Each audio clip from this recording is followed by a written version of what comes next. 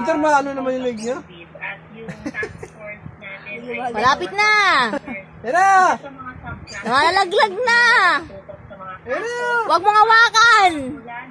O, sige na. Huwag. Hindi gumagalaw. Nangawit na. O, kaya mo nga. Sige, kaya mo pala eh. Sige. Yan na! Yan na! Galawin mo ilong mo. Galawin mo ilong mo. Galaw. Ayan o. Ayan o. Ganyan o. Hindi na mo. Kaya lang ngayong Abril, marami Yan, sige. sa distribution of relief goods at yung social amelioration package. And then, yung pangalawa nating sub-cluster is yung education component. Unahulog na. Ay naglabas na kami ng maraming pahayag.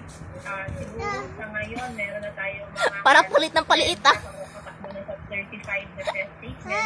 At may mga advice Hindi mahulog. Tinumpang mo sa ilong.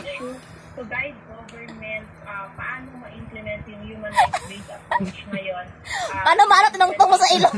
Community quarantine. So, busy kasi bukas na rin Ulit. Lapit na eh.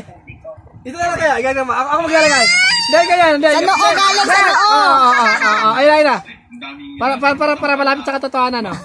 Ayan. Kasi ngayon ang kinatakutan at medyo ina-alert.